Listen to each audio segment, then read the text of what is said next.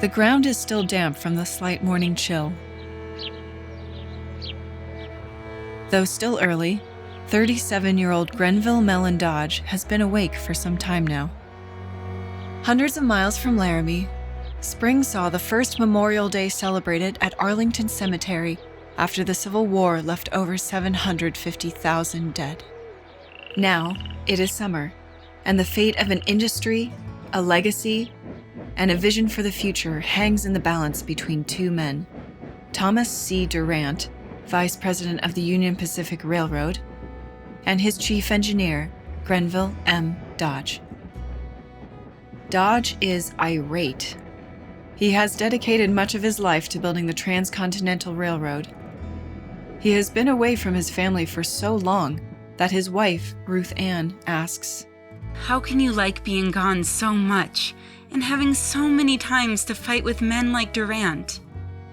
Durant, who has continuously altered Dodge's surveys in order to add more miles to the railway, cheating the government out of millions of dollars and jeopardizing the project as a whole. Dodge knows that in order to accomplish this engineering feat and secure his future, the railroad must be finished before the winter shutdown of 1869. He also knows that Durant is ruthless and time is running short.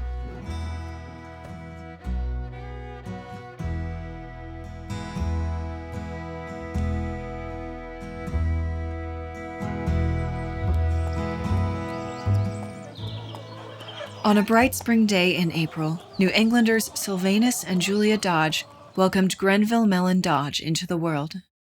Though they faced many a struggle from the start, Grenville was soon joined by brother Nathan Phillips in 1837 and sister Julia in 1843. At 14 years old, while working on the nearby Landers family farm, he was inspired by the older, charismatic Frederick Landers to become a civil engineer and pursue a military education. Dodge enrolled in Norwich University in 1848, where he focused on math, grammar, logic, military science, and civil engineering.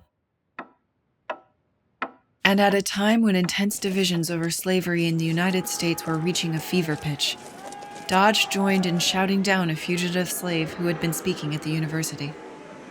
He sounded too much like his godforsaken party of abolitionists. Dodge graduated from Norwich University in 1851 and moved to Peru, Illinois, chasing the promise of employment and adventure. Upon reaching Peru, he witnessed men dragging a dead body from the river. Few seemed to care. I wondered to myself what kind of a country I had struck that no one took any interest in a dead man. Welcome to the West.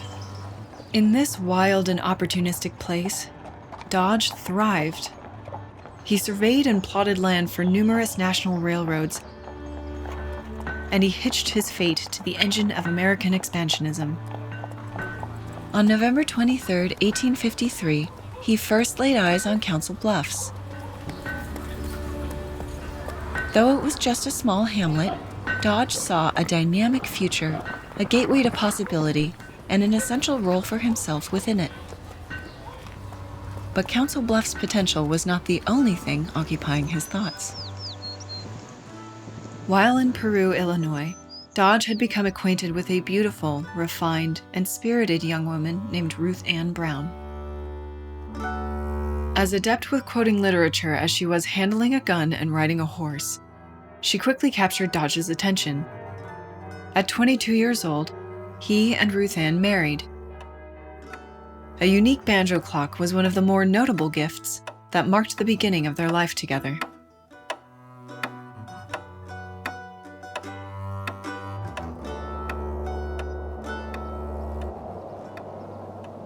That same year, an economic panic set in, which crippled funding for railroads.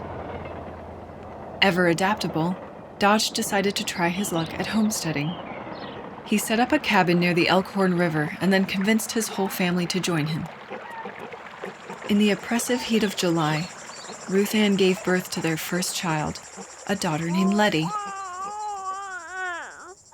Yet even during homesteading, Dodge never took his sights off the railroad.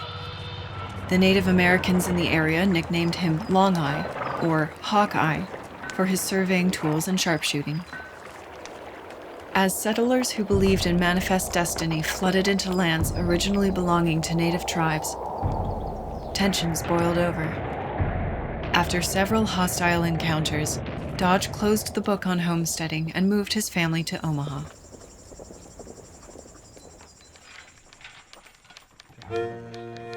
Baldwin, Dodge & Company Banking and Real Estate opened at a time when new businesses sprung up like daisies. With his brother Nathan as his business partner and confidant, Dodge began investing in local land along the proposed path for the Transcontinental Railroad. Through economic depression, a bout of snow blindness, and a corruption scandal that threatened to sink his fledgling business, Dodge persevered. And as Council Bluffs continued to grow, so too did his family. They welcomed their daughter Eleanor in December 1858. In August of 1859, Abraham Lincoln traveled to Council Bluffs. While in town, he sought someone to speak with about the Transcontinental Railroad.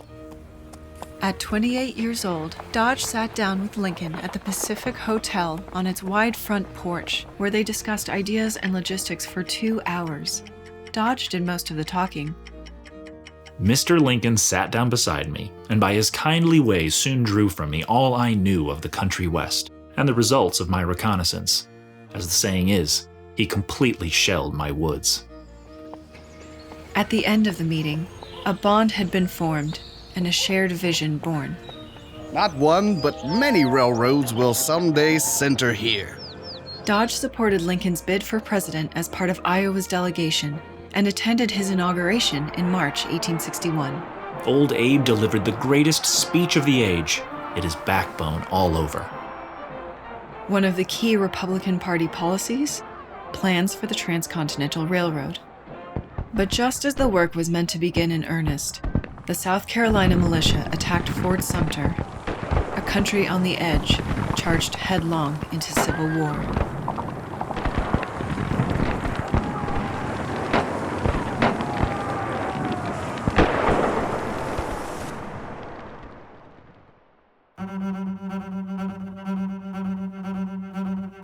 Not long after Arkansas and Tennessee seceded from the Union, Grenville Dodge was appointed colonel of the 4th Iowa Volunteer Infantry, fighting for the Union. I go into this war on principle, even though pecuniarily it will ruin me. Later that year, as Baldwin, Dodge & Company went bankrupt, he pushed for a promotion. His engineering skills proved highly valuable, and his dedication to toiling in the mud alongside his men inspired a deep sense of loyalty. I have a very fine regiment. I know I can lead them through a hot place, and they will follow me until the last man drops. On March 7th, at the Battle of Pea Ridge in Arkansas, Dodge's brigade faced a fierce and bloody battle against a superior Confederate force. They were outnumbered 3-1. As he would tell the story, 3 horses were shot out from under him in the course of the fighting. Ultimately, Dodge's brigade prevailed. The Battle of Pea Ridge became legendary. Dodge was promoted to brigadier general for heroism a few months before Lincoln signed the Pacific Railway Act into law. Throughout this time, Dodge had also been leading a different sort of charge, one without the public accolades. Yet it was this quiet battlefield that arguably changed the tide of the conflict. Dodge was engaged in espionage. Like the men he fought alongside in battle, those who were part of Dodge's carefully tailored spy ring were fiercely loyal and effective. Dodge returned their loyalty. Even after the Civil War, he refused to divulge the names of his agents. In March of 1862, intelligence from Dodge's spies saved the Army of the Southwest from annihilation. A year later, they helped Union General Ulysses S. Grant capture Vicksburg, a victory that split the Confederacy in half. In a move that was a far cry from Dodge's university days, he also organized a black regiment, arming freed slaves and recruiting several to spy on Confederates. In response, the South called for Dodge's immediate execution if captured. During the course of the war, he had sparse opportunity to see his family. Ruth Ann struggled with a separation from Ocean, as she called her husband. It is pretty hard to have families separated. No doubt the spring campaign will commence very early and all will be march, march away. I only wish Ocean would march northward instead of southward. In August of 1864, while examining the front line in Atlanta, Dodge was shot in the head. Rumors circulated that he had been killed. We have just gotten word of GM being dangerously wounded, and we are feeling very sad. I have been in great fear he would get hit, knowing he was not naturally cautious. Remarkably, Dodge survived. The bullet left him with a severe concussion that caused temporary derangement of his brain and nervous system. Ruth Ann rushed to his side. One day, 6-year-old Ella decided to watch the physician change the dressing on her father's head. All at once, she fell over me in a dead faint. After that, I kept children out of the operating room. The days and weeks passed. The air grew colder, and war continued to bloody the nation. In November 1864, Dodge had an audience with President Lincoln and the White House, where they discussed the gospel of peace and emancipation. Meanwhile, Charles Darwin was awarded the British Royal Society's highest honor for achievement in science. Union General Sherman marched from Atlanta to Savannah. And Colonel John Chivington led the slaughter of over 200 peaceful Cheyenne and Arapaho men, women, and children at Sand Creek, Colorado.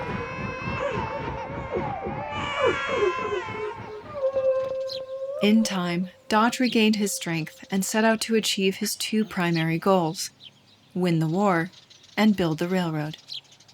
To this end, he and his soldiers waged war on Native Americans, offering those he captured as forced labor for his future employer, Union Pacific. It is impossible to keep civilization from encroaching upon their country. We've got to clean the Indian out or give up. The government may take its choice. April 1865 saw the end of the Civil War at Appomattox Courthouse. The tenor of victory was short-lived, however, as President Abraham Lincoln was assassinated. It is one of the greatest calamities for this or any other nation. He represented everything that makes a cause worth dying for. It is the saddest day of my life.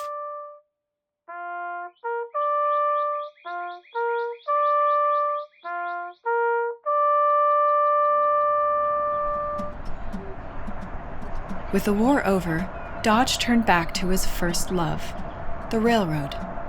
That year, his team laid 247 miles of railroad track. His youngest daughter, Anne, was born, and he was elected to Congress as a Republican in Iowa's 5th District. In March of 1867, when Nebraska became the 37th state and the U.S. purchased Alaska from Russia, Grenville Dodge took his seat in Congress. He hated it. The Capitol is an infernal place, and I am sick to death of it. It was his first day. Not surprisingly, he threw himself into his railroad work. In the summer of 1867, he established Cheyenne, Wyoming, and his team went on to travel across the West. They laid 487 miles of track in Black Hills and crossed Sherman Summit at 8,212 feet, the highest point of any railroad on the planet. Despite his distaste of Congress, he showed up to support the 15th Amendment, which established the right of black males to vote. By this time, Grenville and Ruth Ann Dodge had grown accustomed to the separation from their family, to the long days and grueling pace of what he considered progress. He also saw his plans start to unravel.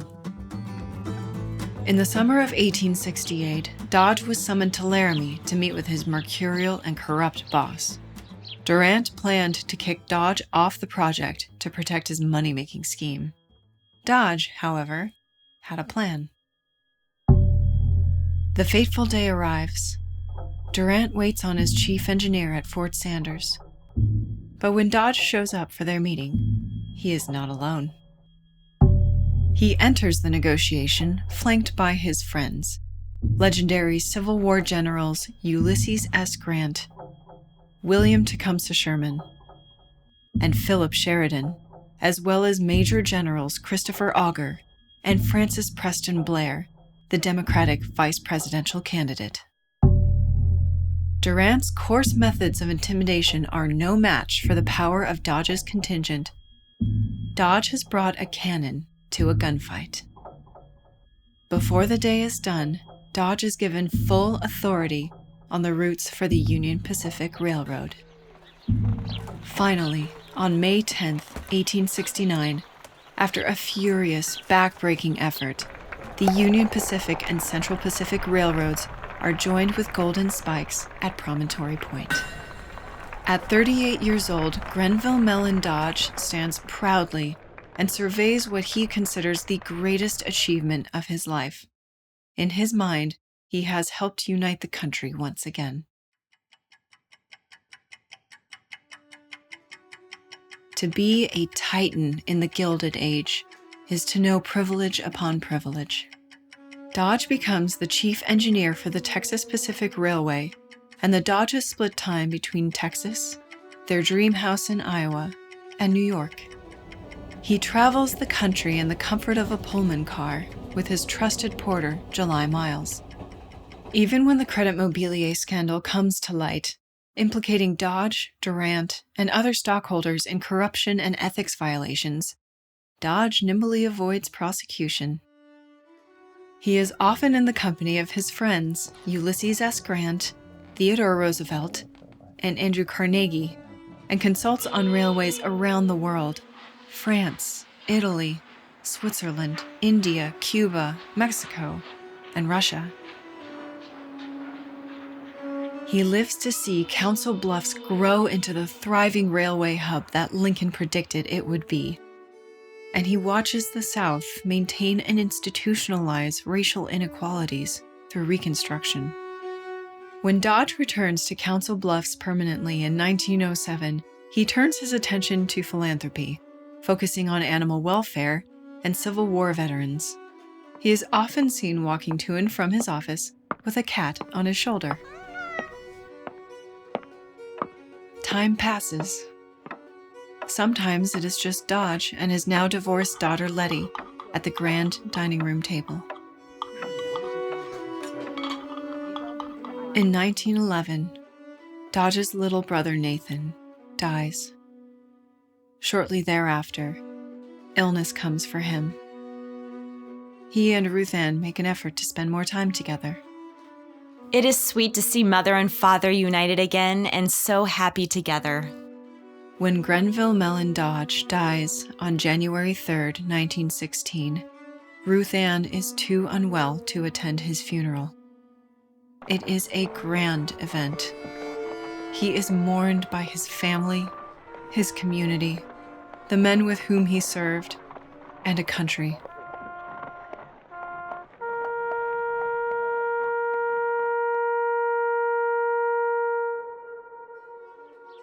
Months later, Ruth Ann succumbs to her illness. A statue of a black angel stands as a reminder of her life and last moments. Ultimately, Dodge has surveyed or constructed 16 railroads in 6 countries, totaling over 63,000 miles of track. It is enough to circle the earth almost 3 times over. In Dodge's will, he provides for his fellow veterans and their children, as well as the disadvantaged in his beloved home of Council Bluffs. A titan in his time, the echoes of his impact continue today. He leaves behind a legacy that is both enduring and complicated, a tide in an ocean of time, much like the man himself.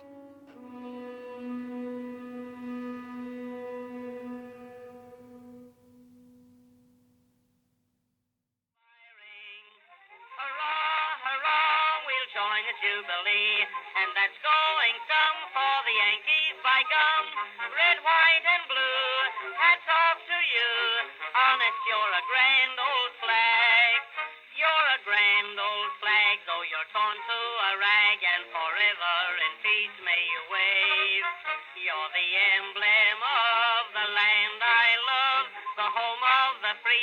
the brave. Every heart beats true under red, white, and blue, where there's never a boast or brag. But should old acquaintance be forgot, keep your eye on the grand old flag. You're a grand old flag, though you're torn to a rag, and forever in peace may you wave. You're the emblem of the land I love, the home of the free and the brave.